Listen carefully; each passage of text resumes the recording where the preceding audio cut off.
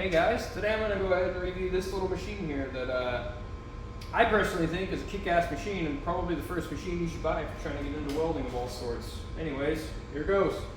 So the machine is the Harbor Freight Titanium Unlimited 200. Now this is a multi-process machine that does stick, MIG, and DC TIG. Now it will not do AC TIG, which means you cannot TIG weld aluminum with this particular machine. But it does have a spool gun option, so you can hook up a spool gun. It is compatible with one of those. So that gets you all your bases covered. DC TIG, you can TIG weld stainless. But yeah, this is really, up until recently, I've only used this as just kind of a backup flux core machine just to kind of plug into my generator that already has the stick welder portion. And well, I guess I'm just gonna go over why I purchased it in the first place. So I guess I should probably start real quick with what I do. I am a mobile welder, and the setup I have currently is I have a welder generator. It's a Miller AEAD 200 LE. It's from like the 70s. It's an old machine. AC/DC stick welding, but it also has plug-ins for a machine or a grinder. So this is basically anytime I'm not going to be stick welding, I'll plug this in to do a flux core weld, like say it's something like railing or something like that, to where I don't need the extra. I mean, it's a 240 machine, but on that particular setup, I use it with 110. Now, this is the plug it comes with. It's the old school dryer plugs, but there's the 3 prongs, and it does have an adapter to adapt to 110. So that's all going to come with it, and it welds just fine on 110. I just put that out there right now. Anyways, as far as the things I've done with this machine, and like I said, I've been running it for probably about 2 years now. I've welded everything from bulldozer buckets to suspension on cars to like little repairs on railing, or like the sides of, you know, some metal panel's got a crack in it, or you know, it's rusted out, wants a patch. Everything from, you know, all sorts of stuff. Trailer axle hangers, spring brackets for trailers, different things like that. It's done it all, and it's kicked its butt for the most part. So definitely have no complaints in that regard. And one of my favorite features of this machine is how lightweight it is. It barely weighs anything, which, having to put it in and out of my truck over and over again, that makes a big difference how lightweight this thing is, which is great. It's also very compact compared to, say, my Hobart machine, which is a 110 only MIG welder, and it is bigger, substantially bigger than this machine, and it's also a lot heavier. So that's definitely good, and I like that. That's another reason I bought it. But I will also say I bought this open box used.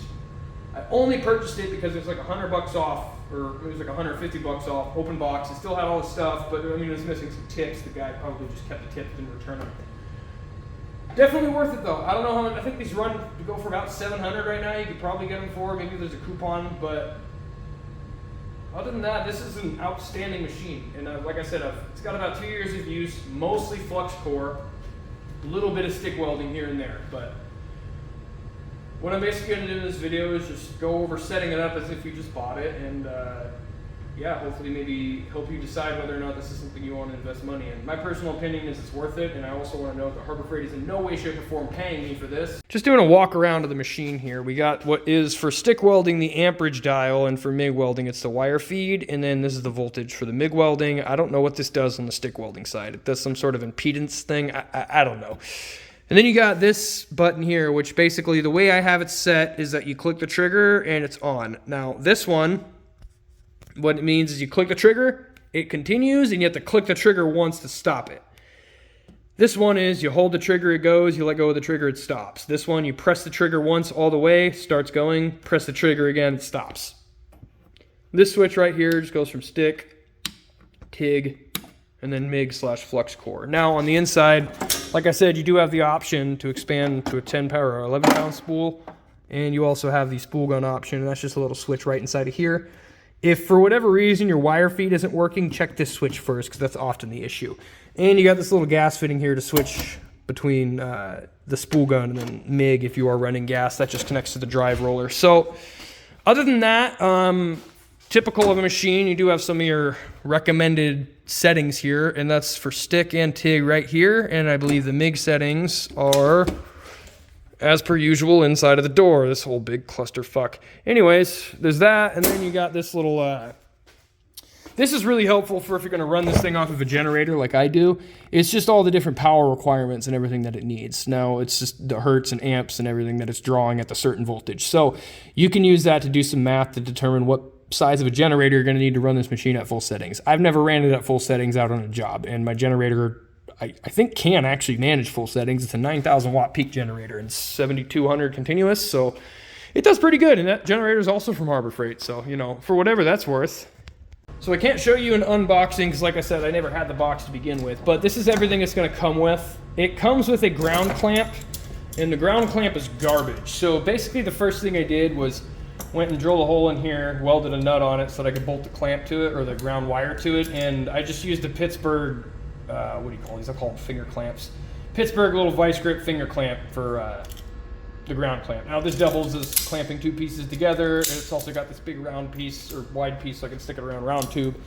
I did this because the ground clamp they come with really suck.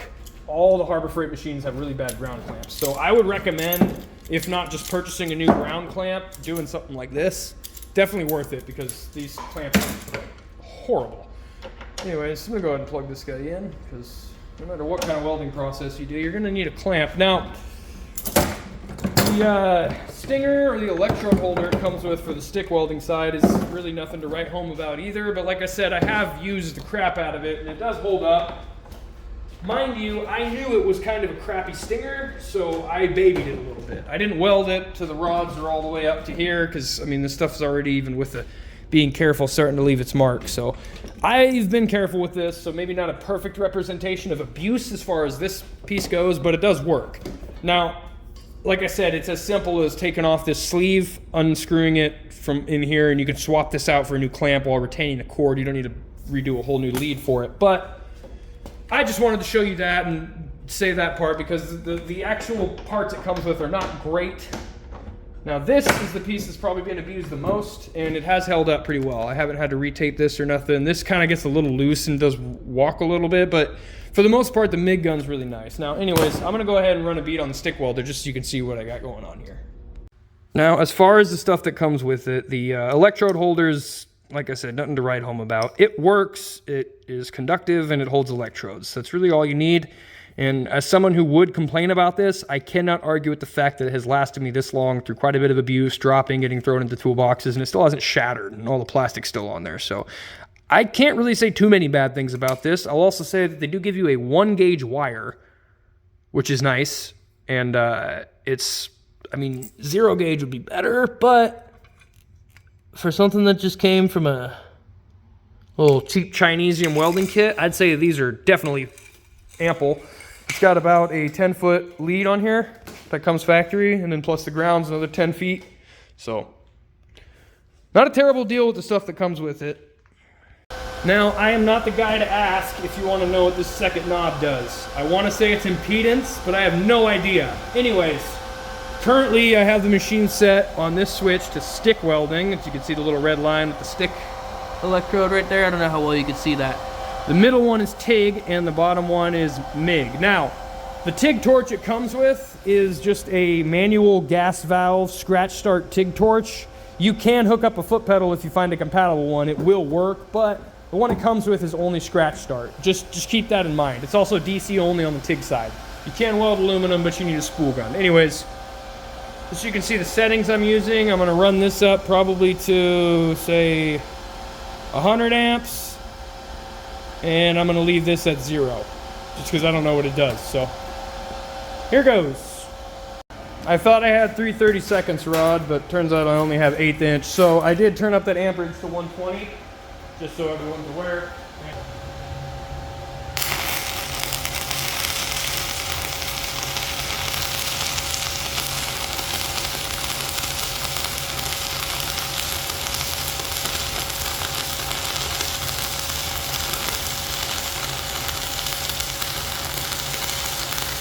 Now, maybe a little rush, but you know, I'm an okay welder and I was able to lay an okay bead with that welding machine. So I'd say it's not holding me back any, that's for darn sure. Granted, all the welds on this are from that welder. I've been playing with it a lot lately just to kind of get the hang of it because I'm coming from using a BuzzBox machine as a stick welder, so I think that's okay. Let's move on to the flux core side. First thing you're gonna do is you're gonna see it's just blank and it's got this lead coming out. Now this lead here is attached to the drive roll here. I need to hook this back up because I was testing out the spool gun. Well, they have a quick connect for the gas though.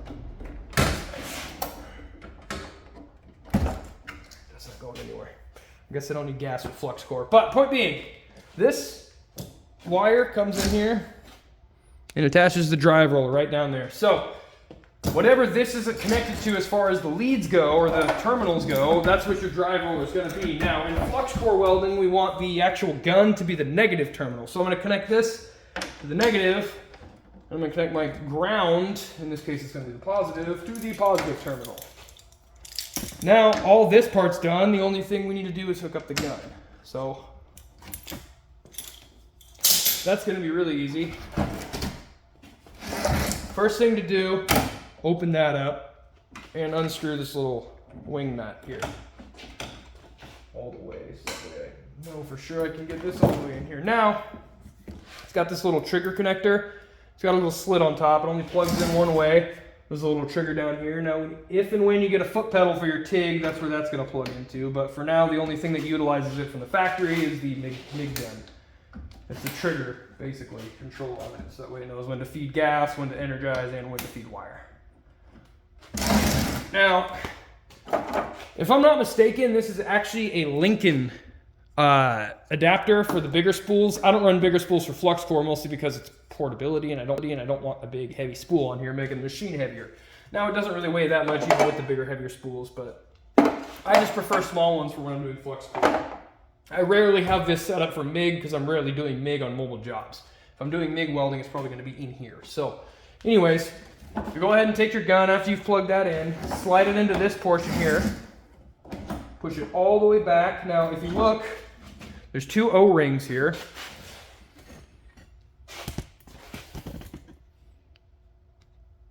There's two O-rings on the end of your whip or MIG gun. Those need to be sealed all the way because that's going to keep the gas from leaking out. It's going to make sure the gas is only going through the hoses that you're telling it to. Kind of push that in there, and there's this little nut. You twist it to lock it up, so that way it doesn't come out. Once that's seated into place, start coming out, we're good to go. Now, everything's hooked up for the MIG and / flux core. Now you'd have gas if it was actually MIG, but we're just doing flux core. So, easiest way I've found to do this, first of all, straighten the whip out so it's not all crinkled up and stuff. Move this camera so you can really see what I'm doing here. So I'll straighten that whip out so it's not all crinkled up, and then I'll take some needle nose pliers, pop this guy out, run it out a little bit until we get the clean part that's not all janky. Snip it. And start feeding it through the liner here, or the back of the liner, I guess. I guess it's more of a guide than a liner. It's not really lining anything, is it? Get it just a couple lengths in there, and then we'll lock it up. Now, to feed the wire the rest of the way through, I'm going to turn the machine on. I'm going to switch it right here. Sorry.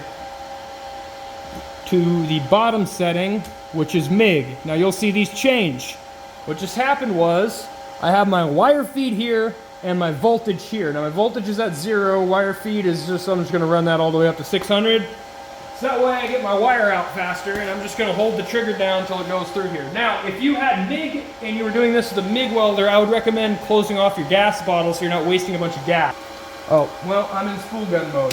So, there's also another switch in there that you gotta make sure is in the right section. Now, one annoying thing about this machine is watch me pull the trigger and watch how long it takes. That was like a good half a second, which is really annoying when you're just trying to run a bunch of welds. Not a huge deal if, you know, whatever, but I go back and forth from machines that have no delay to machines that do have a delay, and it just gets kind of annoying. Now, one tip to make sure this doesn't bird's nest, take off your tip. That way there's no restriction for the wire to come out.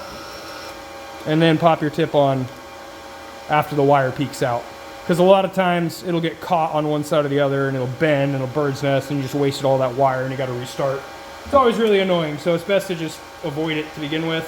Now, I'll clip that, pop the nozzle back on. Like I said, this is a flux core only nozzle. It does come with MIG nozzles, which kind of funnel the gas into where you're going, but there's no gas coming out, so this nozzle works just fine. Anyways, let's do a weld.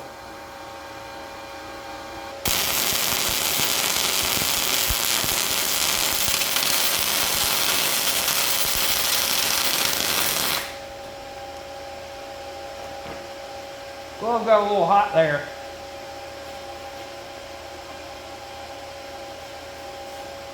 $17,270. Playing with the settings now at this point.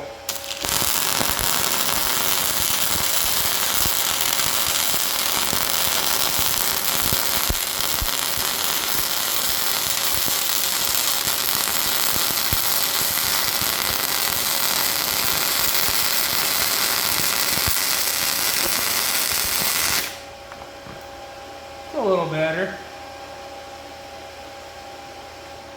Well, it's okay. I could probably play with the settings a little more to get this right, but this is just a demonstration here for people considering the machine. Alright guys, now this review wasn't super in-depth or anything, but I just wanted to kind of give my 2 cents on what I think of this machine as somebody who's been using it for work for the last, like I said, about 2 years. Now, it's mostly a flux core machine for me. I've only just recently bought a spool gun, and I'm not going to review that portion in this video because that didn't technically come with the welder. So I will do a review on the titanium spool gun. It's the 150 amp spool gun from Titanium. You can get them on Harbor Freight. They're like 170 bucks, I think. They go on sale sometimes for 150. So that's just about what you're looking at. And then you just need argon, 100% argon instead of C25. So I'll do that on its own. But as far as this machine goes, guys, I really think that it's worth it. It claims to have a 15% duty cycle at 200 amps, but I've stick welded with this thing at like probably 150 just continuously without it tripping the duty cycle. It does have a little thermal overload, and the machine goes into safety mode. You'll know when you hit the duty cycle. They do protect themselves. It's not a death sentence for your machine if you do that by accident. In fact, this Hobart machine, I think I probably about once a month hit the duty cycle on it, and it just keeps chugging. So doesn't really matter. It's got its own internal protections. But the point being is that this machine absolutely kicks butt for the price point. Now, if you only can afford and can only buy one welding machine, I would recommend going with this one. The reason being is because it's a multi-process machine, and it has the opportunity or option to expand into a foot pedal TIG welding and not just the scratch start. Now, I wasn't going to demonstrate the TIG welding either, mostly because I don't even know how to TIG weld. I mean, I can lay a bead, but it's not going to be anything to write home about. So I just left that part out, just stuck with what I know. And it wasn't really supposed to be a test. It was just kind of just to give you an idea of what the machine can do. And that it's not, you play with it, you learn the machine, you're going to get good at it, and you'll know how to use it. Just the same as anything else. So, yeah, I guess if you're just looking for my opinion on the machine, I think this is a great machine. And this is coming from somebody who's used almost exclusively Hobart machines, other than that buzz box I had, which was a Sears Craftsman machine. It was that old. So I've dealt with nice machines. I mean, I guess Hobart's not technically nice. It's just a Miller's hand Miller machine. I buy replacement parts from Miller, so that tells you all you should need to know. But anyways, yeah, I hope this review is helpful to you guys. I hope this maybe helped with your decision making whether or not you want to drop the money on this machine. I personally think it's worth it. And yeah, other than that, I hope you guys enjoyed the video. Please like and subscribe if you did find this helpful. And other than that, have a wonderful rest of your day. God bless.